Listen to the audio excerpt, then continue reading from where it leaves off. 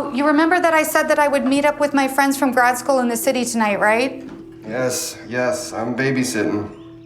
It's not babysitting when it's your own kid. Kale salad scene is one of my favorite scenes in the movie. It's this scene where she goes back into the city with all of her old grad school friends who she used to feel totally connected to. And now all she could talk about is like, does your kid need Wawa and did they go poop on the potty all day? It became sort of the bigger embodiment of this idea of a woman who can't translate into the real world anymore. She's totally lost this part of her that used to know how to hold a conversation with a grown-up.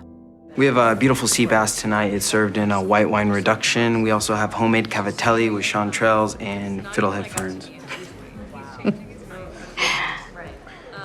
What's funny? Oh, yeah. Just my son and I, we have this joke about fiddlehead ferns. It's like we call them fiddle-dee-dee ferns.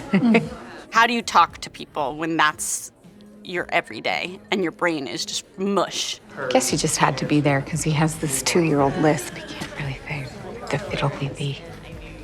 The guy who's playing the waiter asks her order and she repeats it a bunch of times and he doesn't hear it. I'll have the kale salad, please. What? Kale salad. What? The kale salad and another Manhattan. And in the script I just wrote, he just says, what? She says, kale salad. What? Kale salad. What? Kale salad. And he was like, what's happening here? Why can't I hear her? And I said, oh, your ears can't hear a woman's voice who's over 40? And I felt like everyone on set was kind of like, that's her direction? But that's how you walk around feeling at this phase in your life. She's questioning the presence of her own existence because she feels so unseen. That scene, which we call crying over my kale salad, is just so much about the feeling of invisibility and the strangeness of a familiar world.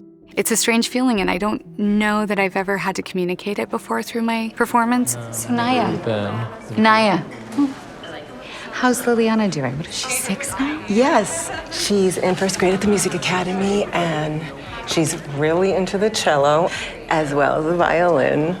It's just amazing watching her blossom, you know? Wow. Is it ever hard to balance it all, like motherhood and art? Not really.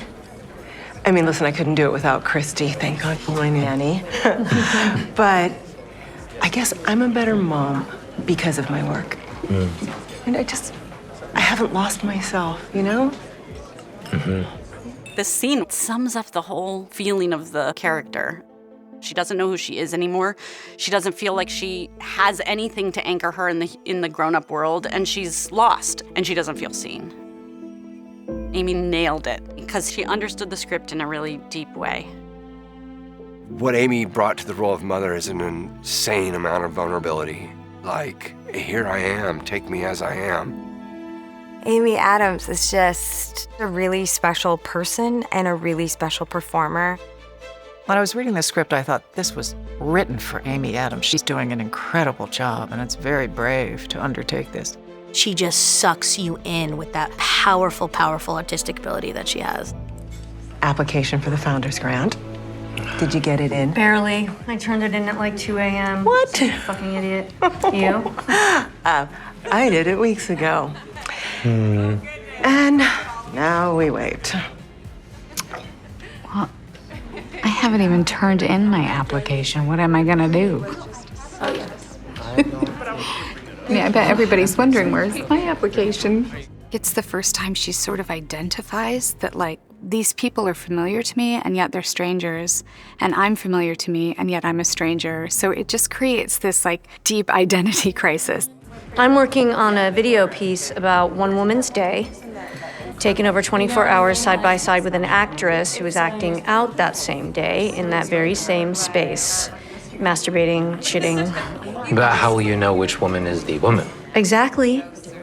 That's the genius of it, what it is to be watched. Has anyone not watched? Wow, that sounds really interesting. Are you working on anything? Me? Oh, no. No, I'm not really working on anything, nope. she's isolated. There's nobody around, there's no community, there's no peers, there's no one around to help her. So she forgot what it's like to be around people who aren't 2 years old. It was very much taking that idea of feeling alien and put on top of that how she's feeling about her body and trying to eat a healthy salad while everybody else is eating these like rich meals. And then just slowly it gets worse and worse and she goes deep into her head. We go from this really noisy city restaurant to like this really silent internal moment, but everybody's still going. So we had to actually do it really practically where everybody was talking and we actually kind of had them all turn their voices down and then go fully silent while she starts to talk. I'm a Zen cow. I'm a Zen cow in a soothing green pasture.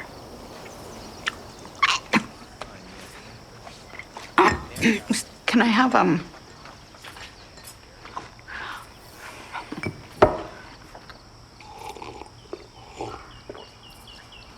Oh, this kale.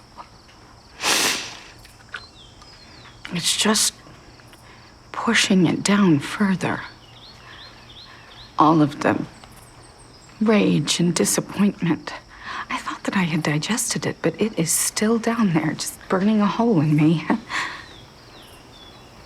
And the woman that I used to be, this talented, plucky young woman with big ideas, she's down there also. In my intestines, buried in kale. She's biding her time. Or maybe she's dead. She's suffocated.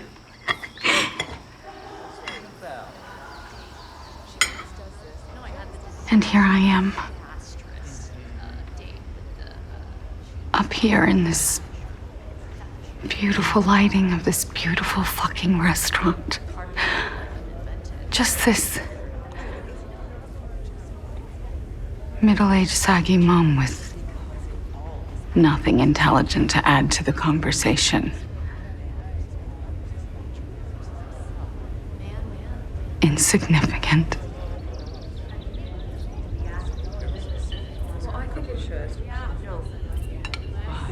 Have you seen Jermaine's installation at the Armature? I'm dying to get to the nighttime exhibit at Art Lucerne. Oh, me too.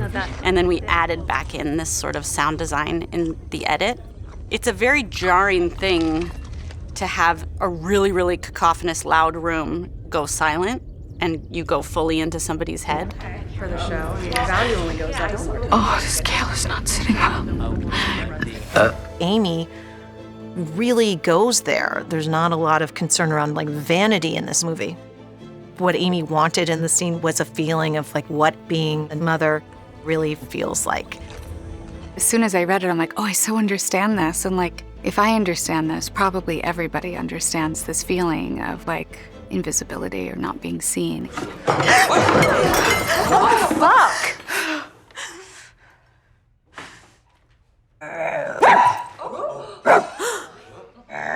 It was very cathartic to see it play out and work as well as it did. I could crush a walnut with my vagina.